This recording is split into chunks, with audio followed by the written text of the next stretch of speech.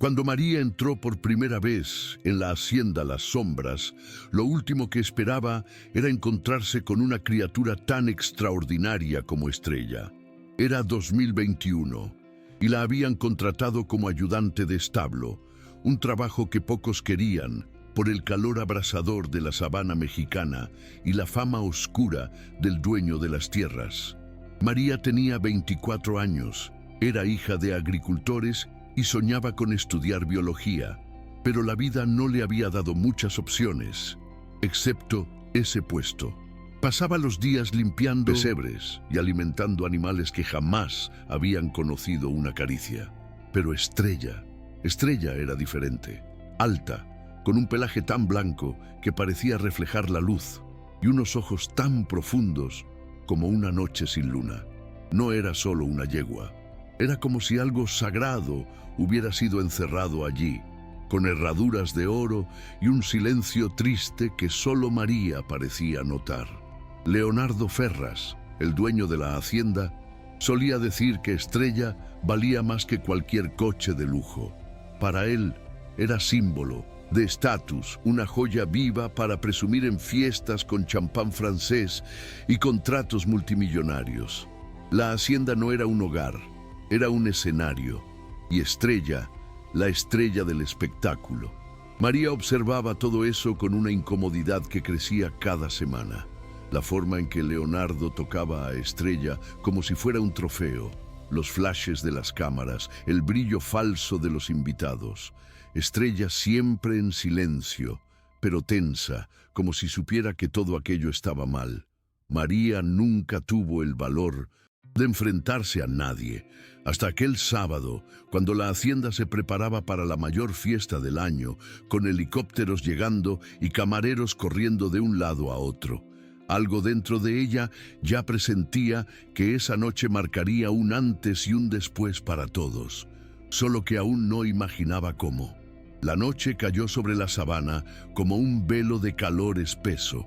Las antorchas encendidas alrededor de la pista de baile proyectaban sombras temblorosas sobre las altas palmeras y una orquesta contratada, especialmente para el evento, intentaba competir con el zumbido constante de los generadores. Leonardo caminaba entre los invitados con su traje de lino blanco impecable, riendo fuerte y saludando a inversionistas como si estuviera en la cima del mundo. María, con su uniforme simple, servía bandejas discretamente, manteniendo la mirada baja, pero sus ojos se escapaban de vez en cuando hacia el corral donde Estrella había sido atada, reluciente bajo las luces artificiales. El plan era que, a Passion, medianoche, Estrella fuera exhibida junto a una nueva adquisición genética millonaria como parte del gran espectáculo de poder de la noche. Nadie parecía notar la incomodidad evidente de la yegua. Sudaba, temblaba, miraba al cielo como si presintiera que algo estaba por estallar, y entonces el cielo estalló. Fuegos artificiales rasgaron el aire con un estruendo tan violento que hasta algunos invitados se agacharon por reflejo. Para los humanos era espectáculo, para Estrella era guerra. María lo vio todo como si fuera en cámara lenta, el cuerpo de la yegua tensándose, los ojos abriéndose en puro pánico, los músculos contrayéndose como un resorte. En un segundo, Estrella se encabritó y en el siguiente, la cuerda se rompió. El sonido de los cascos golpeando el suelo retumbó como trueno mientras ella galopaba desesperada por el jardín, rompiendo mesas, derribando luces, destrozando carpas. Un caos cinematográfico se apoderó de la fiesta. Gente gritando, camareros corriendo, Leonardo con el rostro encendido, sosteniendo una copa hecha añicos. Estrella desapareció entre la vegetación, galopando como si escapara del mismo infierno. Leonardo se quedó inmóvil por un segundo, como si no creyera lo que acababa de pasar. El daño material no le importaba, era la humillación. El desprecio en las miradas extranjeras, los susurros venenosos entre accionistas, la risa contenida de una diplomática estadounidense. Para un hombre obsesionado con el control, aquello fue como una Bofetada pública. Sin decir una palabra, se volvió hacia uno de sus guardias de seguridad privados, un sujeto de mandíbula cuadrada llamado Rivas, y le susurró algo que María no alcanzó a oír. Pero lo que vino después lo dejó claro.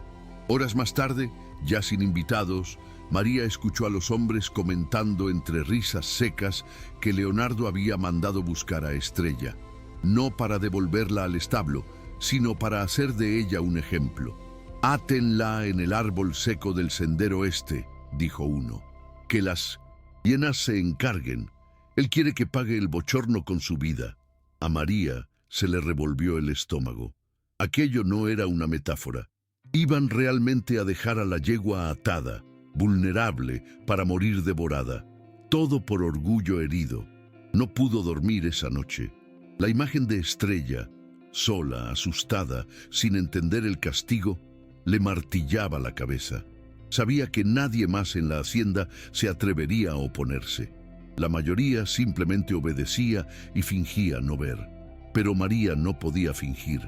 Antes de amanecer, con el corazón golpeando en su pecho, fue a la zona trasera donde aún funcionaba una vieja radio de comunicación de los vaqueros. Su único contacto fuera de allí era Samuel, el veterinario que había visitado la hacienda meses atrás para tratar a un jaguar herido. Un hombre serio, de voz baja, con ojos que parecían escuchar hasta lo no dicho. María tomó la radio con manos temblorosas y llamó.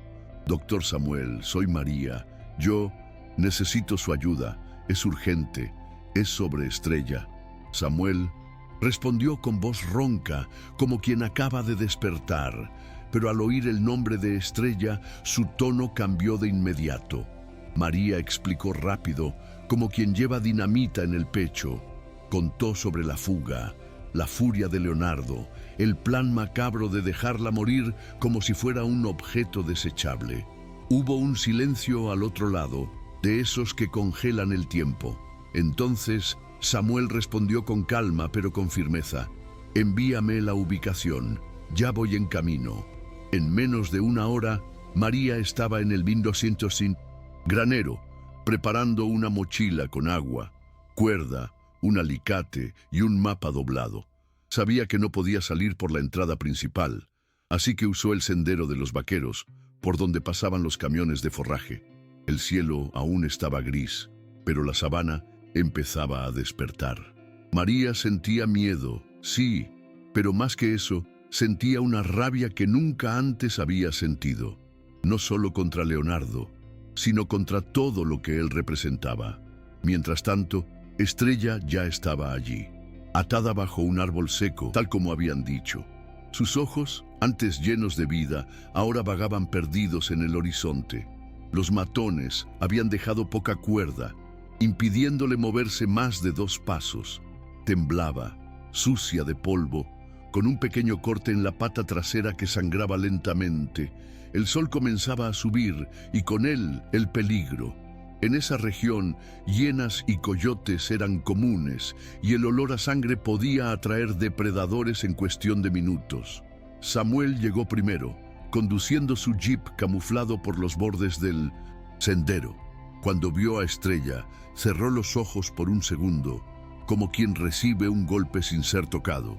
Bajó del coche en silencio, acercándose con cuidado. No quería asustarla más.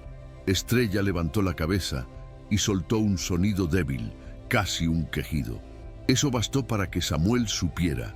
Todavía había tiempo, pero no mucho. María llegó pocos minutos después, sudada, con el rostro rojo del esfuerzo. Al ver a Estrella, se detuvo en seco, como si el corazón se le hubiera caído a los pies. «Dios mío», fue lo único que alcanzó a decir.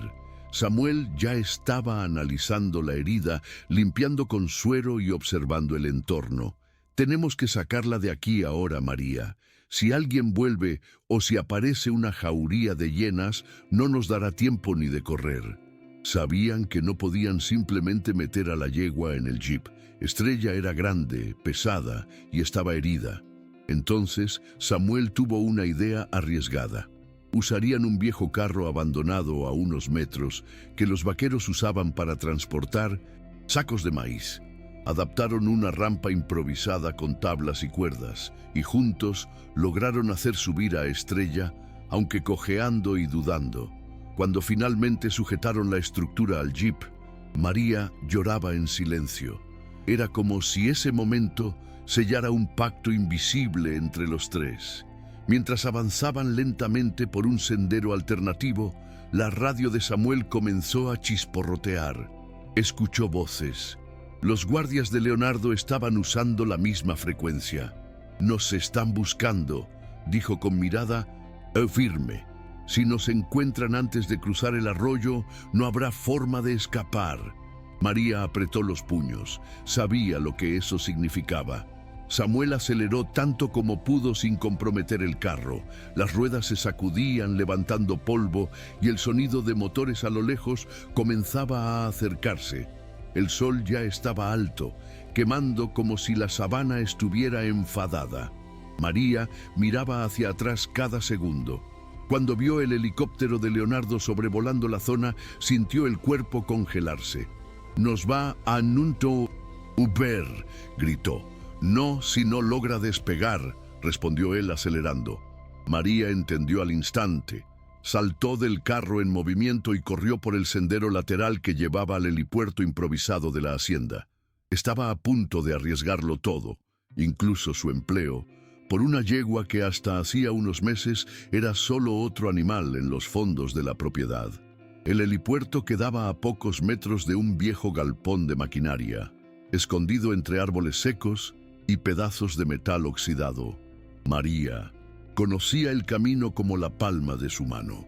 Corrió sin pensar, guiada por una mezcla de adrenalina y desesperación. Cuando llegó, los pilotos aún estaban abasteciendo el helicóptero.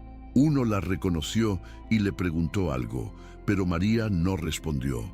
En cambio, agarró una llave inglesa olvidada en el suelo y golpeó con todas sus fuerzas el panel externo de alimentación del combustible.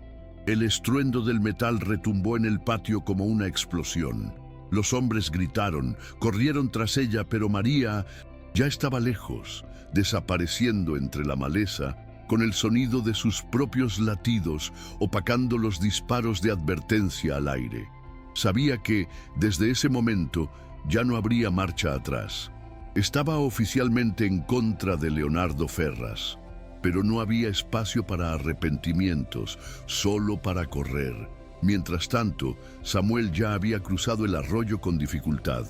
El jeep casi se atascó en una de las orillas, pero el motor resistió como si también luchara.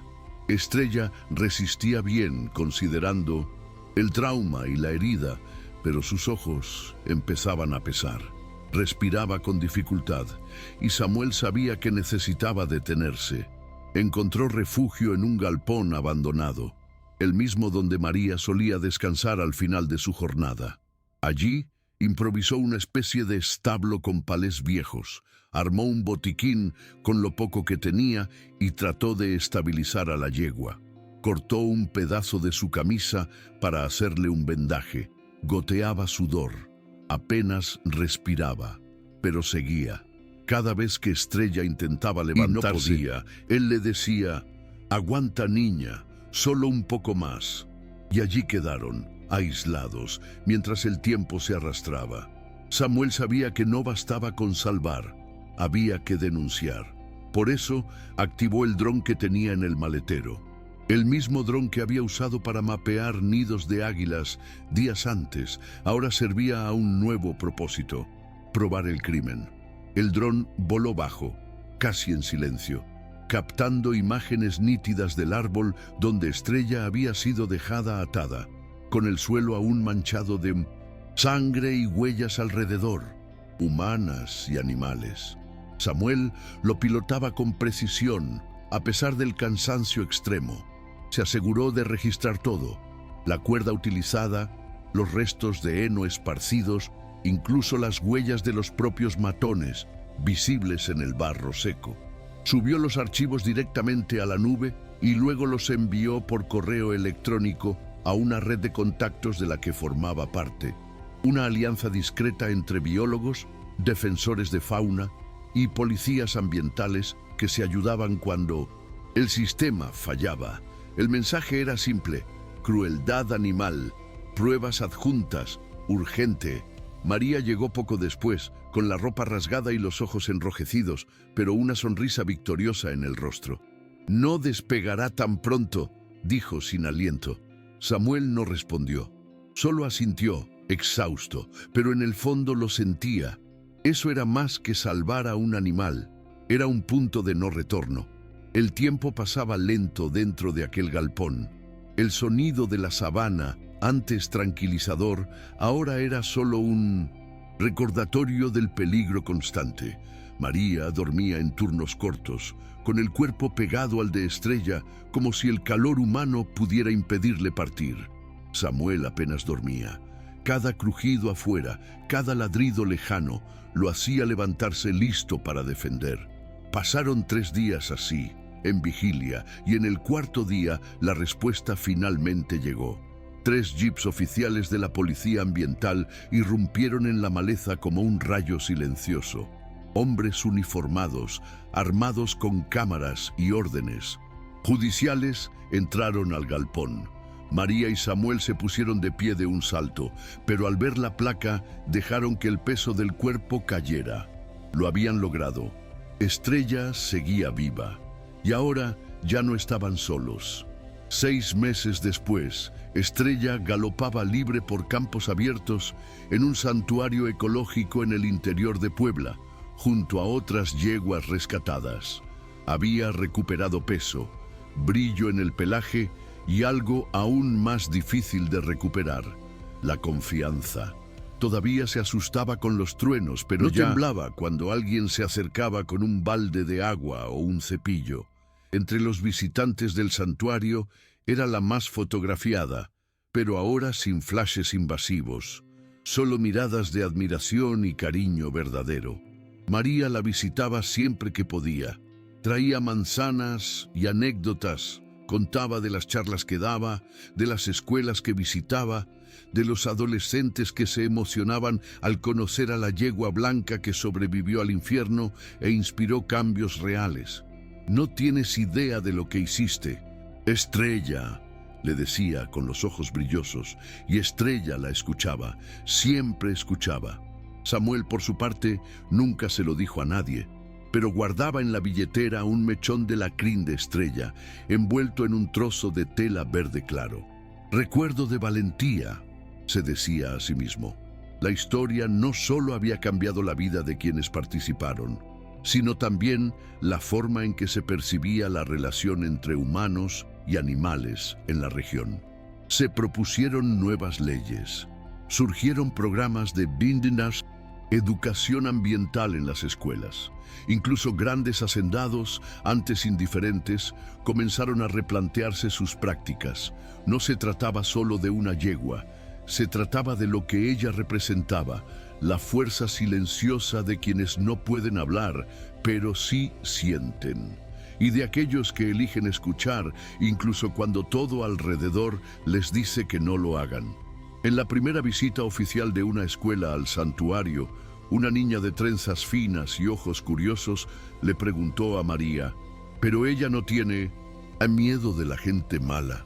La pregunta quedó flotando por un momento. María se arrodilló junto a la niña y respondió con sinceridad: «Creo que todavía tiene un poco, pero aprendió que no todos son iguales y que a veces basta una persona buena para cambiarlo todo». Estrella se acercó despacio como si entendiera. La niña extendió la mano, dudosa, y la yegua olfateó sus dedos con delicadeza. Todo el grupo guardó silencio. Eso no estaba en el guión, pero fue el momento más importante del día, porque allí, en ese intercambio silencioso entre una niña y un animal marcado por el dolor, nació algo raro, empatía verdadera. Y todos los que lo presenciaron supieron, sin necesidad de decirlo, que aquella historia había encontrado un nuevo comienzo. A partir de entonces, el nombre de Estrella comenzó a circular por espacios que antes ignoraban vidas como la suya. Artículos en revistas, documentales breves, campañas de adopción. un cineasta, incluso inició un proyecto para convertir su historia en un cortometraje. Pero para Samuel y María, nada de eso importaba más que verla bien, verla correr, verla confiar. Lo que comenzó como una noche de fiesta se convirtió en un llamado, un recordatorio de que el valor de una vida no se mide en cifras ni en pedigrí, y que la verdadera fuerza muchas veces está en quienes nadie espera. Estrella sobrevivió a lo peor que los humanos podían ofrecer, pero fue salvada por lo mejor que ellos tenían. Y esa es una historia que vale la pena contar, siempre. En el último día del año, el santuario organizó un evento simbólico llamado Celebración de la Vida en homenaje a los animales rescatados. María y Samuel fueron invitados de honor, pero pidieron no subir al escenario. Prefirieron quedarse cerca de Estrella, en silencio, observando el cielo encenderse con linternas biodegradables y sonrisas sinceras. Estrella llevaba un collar de flores amarillas y una mirada serena que nadie le había visto antes. Cuando abrieron su cerca para que galopara libre por el campo abierto, hubo aplausos, pero no de euforia, sino de respeto. Aquello no era un espectáculo, era un homenaje a la supervivencia, al amor, al renacer. Samuel tomó la mano de María por instinto, y ella la dejó. Por un instante no dijeron nada, pero sabían, esa historia jamás sería olvidada. Estrella se convirtió en símbolo de un movimiento que comenzó pequeño, pero creció con la fuerza de quienes creen que la compasión es más poderosa que la violencia. En 1980, las paredes del santuario, hoy hay un mural pintado por niños con la frase «Salvar a un animal es salvar lo que aún queda de humano en nosotros». María pasa por allí todos los días y cada vez que lo lee, siente un nudo leve en el pecho, no de tristeza, sino de verdad. Porque en ese único día en que decidió actuar, no solo salvó a una yegua, se salvó a sí misma de una vida de silencio, salvó a Samuel de una existencia invisible, salvó a toda una generación de repetir un ciclo cruel. Y por encima de todo, demostró que incluso en medio de la sabana, donde la naturaleza parece bruta e implacable, el corazón humano todavía puede florecer.